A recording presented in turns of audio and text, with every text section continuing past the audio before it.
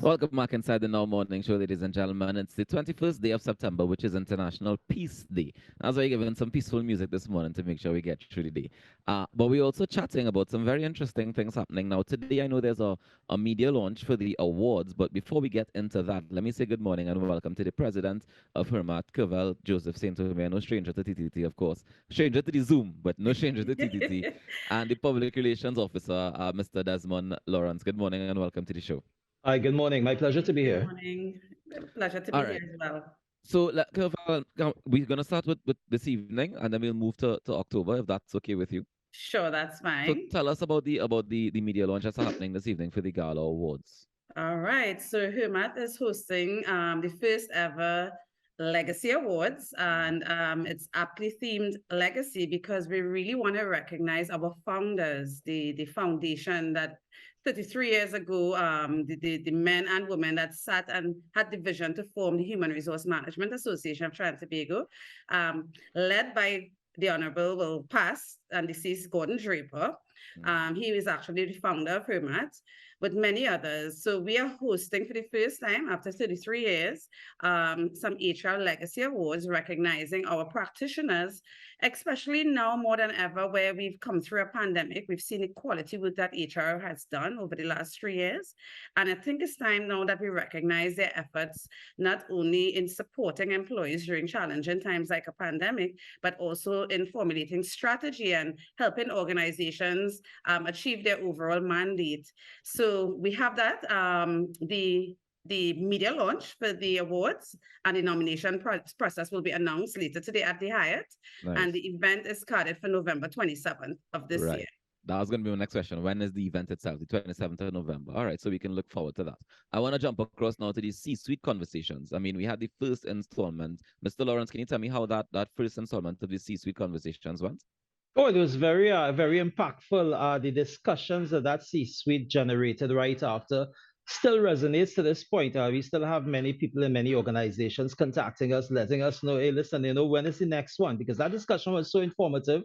And it was more than just a talk shop because a lot of the information that came out, a lot of business principles, as it were, would have contacted us and said they're very interested in implementing a lot of the stuff that they would have heard and would have been clearly articulated by the panelists and brought up at the C-suite. So, as Cavell said, is on to the next one.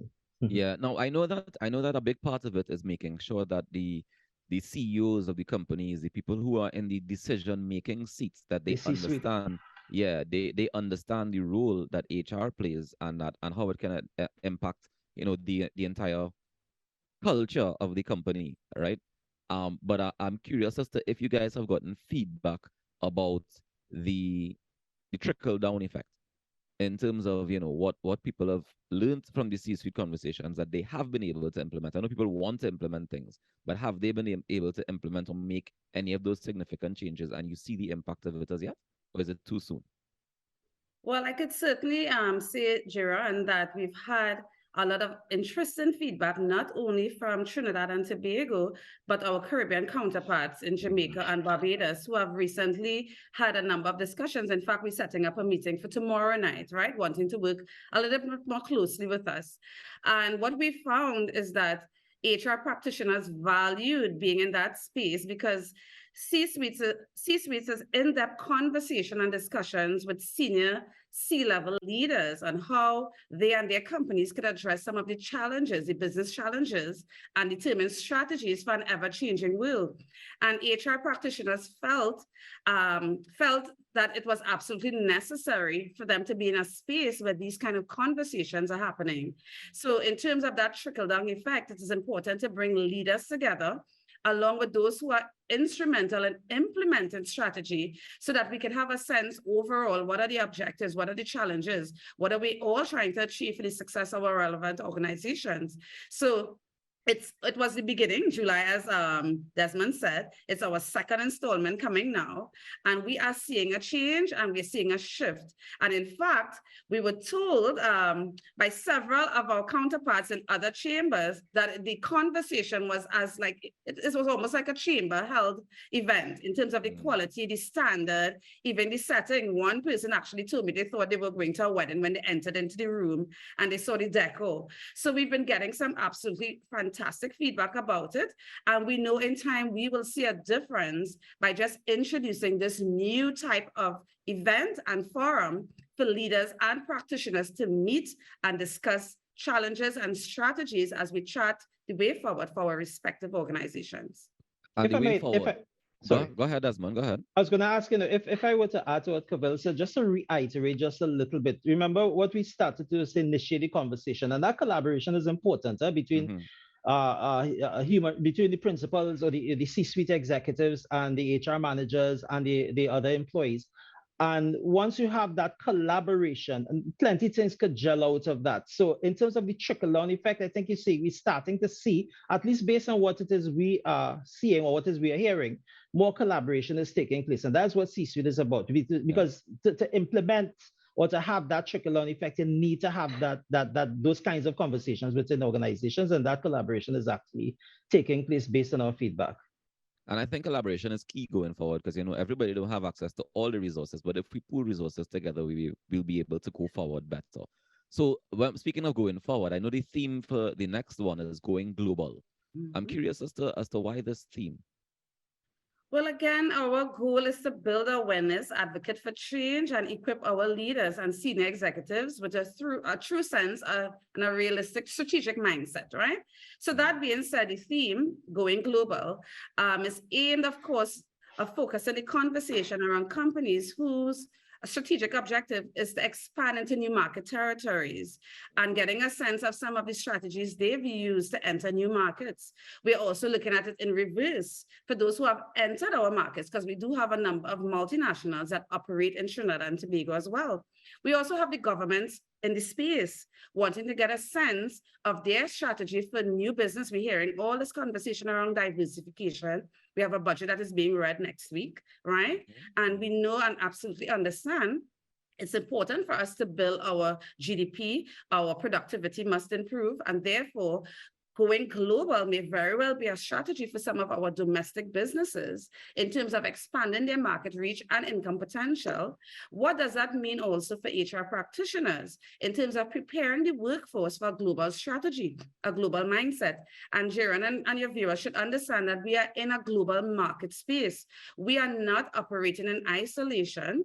And now we've seen so many shifts from forced migration to a whole host of social issues that is impacting the business world and the business community, that is now necessary for us to talk about a strategy for even treating with migrant workers, for example, right? Because again, it's also in reverse. People are entering our markets and people are leaving our markets. And we do have a lineup of fantastic speakers and government in the space who will share a bit more about their strategy and how HR could add value to, again, organizations wishing to invest their human capital in a strategy geared towards the global playing field, so to speak. Of course. And I see that the featured speakers, I know we only have a couple of minutes left, but the featured speakers that you have representing the government would be the Honorable Minister of Trade and Industry, Ms. Paula Gopiskun, as well as the Honorable Minister of Energy and Energy Industries, Mr. Stuart Young. Is this because those are the two government industries that would be charging the way forward for us on the global market?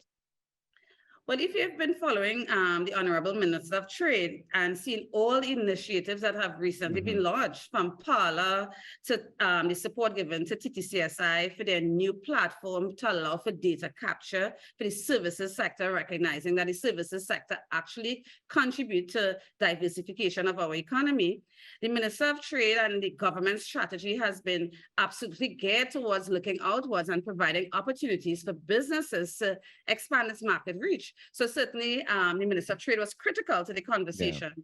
We've always been an energy-based economy as well for a long time. So it's important to have energy in the room. that's the part that I wanted to challenge. Is it that we still focusing all our energy on energy, or is it that we need to diversify a little bit?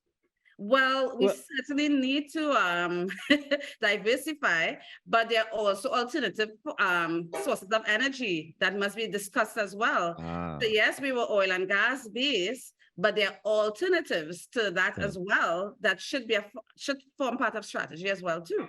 Desmond, So I know you wanted to jump in there. yes. well, actually, when you asked the question, I think Abel answered it. I mean, the energy minister is quite critical. You would have been listening to his, his discourses and that of the prime ministers as well, where they've been talking about, renewable sources of energy, and that in Right. itself presents an opportunity for people to, to be innovative, to be entrepreneurial, to develop Yeah. companies, to lead the charge forward. So I would think, the energy minister will be very Definitely. critical I, to I this just had to make discussion. sure and ask about it. But if anybody wants to get more information, can you just give them quickly where they can go to get more info? I know it's on the 12th of October. It starts at 7 a.m. The C-Suite Conversations Part 2, Going Global. Tell me where they can get more info.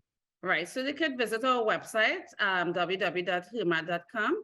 They could email our secretariat@hermat.com. All our social media platforms are live and active with a lot of rich data. So Facebook, LinkedIn, Twitter, and Instagram accounts have all the information you absolutely need. You could also contact 6209193 for further information. And I mean, we're open for registration right now, Nice. Jiran.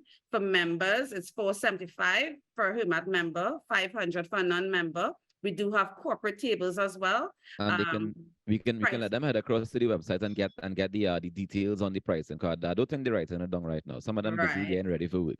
But I And want to I thank you mean, all.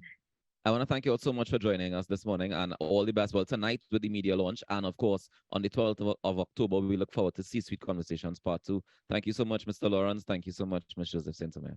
No thank problem. you Good for morning. having Have a us. lovely day. Bye-bye. You too. Blessed day, Take care. everyone.